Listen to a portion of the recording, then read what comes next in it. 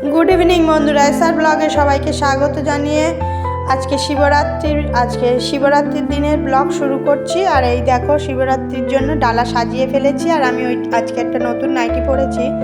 শিবরাত্রির দিন সন্ধ্যাবেলা এই যে নাইটিটা পরে আমার বাড়ির যে শিবলিঙ্গ রয়েছে ওতে জল ঢাললাম। ঢালার পরে এই যে রেডি হয়ে নিচ্ছি। আগে ঘরের ঠাকুরের পুজো দিয়ে নিয়েছি, সব ডালা টালা সাজিয়ে নিয়েছি। আর এখন শাড়িটা পরে নিয়েছি। আমাদের এখানে একটা মন্দির রয়েছে, ওই মন্দিরেই পুজোটা দেব, ওই জন্য চলে যাচ্ছি।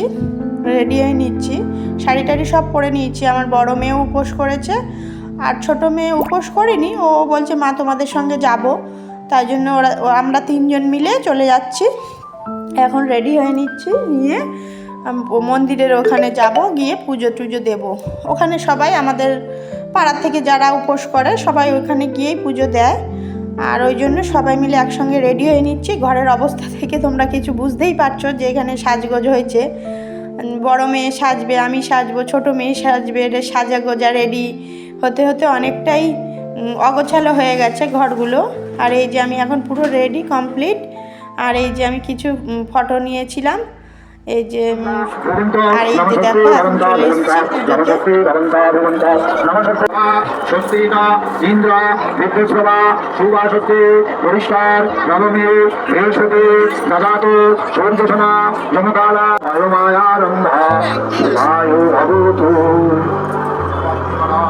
विष्णुर नमा तत्सात रुद्रा फाल्गुन मासे भास करे कृष्ण पक्षे चतुर्थे सदारा पुत्र सपरिवार सहित सर्वमंगल कामना।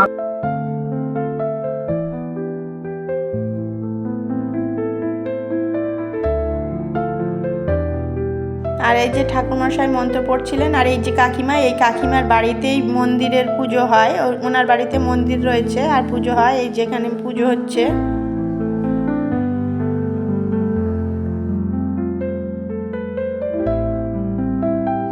আর এই যে কাকিমা পুজোয় বসেছেন, ওনার বাড়িরই মন্দিরের পুজো, বাড়িরই পুজো, ওই জন্য কাকিমাই হোম করছেন। ওই যে ঠাকুরমশাই হোম করছেন আর আমরা সবাই বসে রয়েছি। হোম হয়ে গেলে অঞ্জলি হবে, এই যে আরতি শুরু হচ্ছে।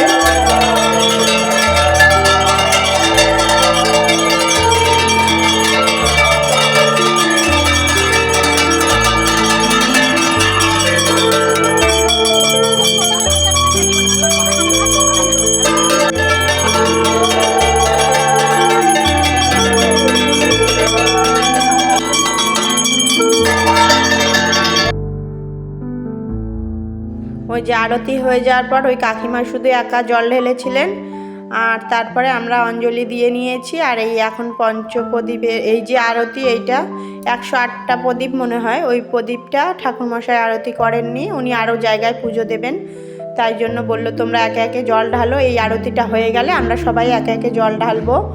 আর আমরা 3 প্রহরের পুজোটাই করেছিলাম, আমরা সারা রাত জেগেছিলাম, খুব মজা করেছিলাম। আর এই যে কাকিমা এখন এই প্রদীপের আরতিটা করে নিচ্ছেন। আর প্রদীপের আরতিটা হয়ে যাওয়ার পরে এই যে আরতিটা করে নিয়েছেন, আরতি করার পরে আমরা একে একে জল ঢালবো।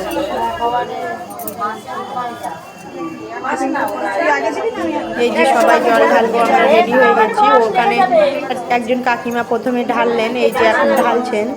ওনার ঢালা হয়ে গেলে আমরা ঢালবো। সবাই লাইন দিয়েছিলাম, অনেকজন ছিল তো ওই জন্য ভিড় হয়েছিল খুব। আর এই শিবরাত্রির যে উপোসটা সবাই করেন, প্রায় সব মহিলারাই করেন, ওই জন্য অনেক ভিড় হয়েছিল। আর সবাই একে একে ঢালতে ঢালতে অনেক সময় লাগে। সবাই 3 প্রহরে 3 বার জল ঢালা হয়। 3 প্রহরে জল ঢালতে অনেকটা সময় লাগে। একবারে 20-25 জন করে লাইনে ছিল। সবার জল ঢালা হলে তারপরে আবার বসেছিলাম খানিকক্ষণ, তারপরে আবার 12টার পরে আবার পরের প্রহরের জল ঢালা শুরু হয়েছিল। আর এই যে এখন কাকিমাটার জল ঢালা হয়ে গেছিল।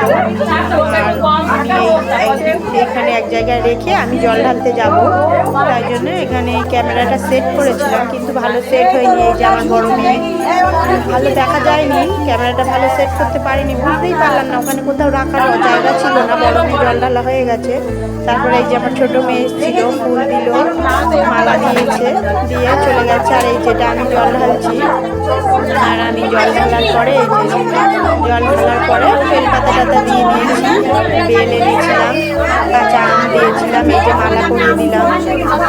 এইভাবে ঠাকুরকে যেভাবে দিতে হয় সব পরপর সবাই জানে নিশ্চয়ই।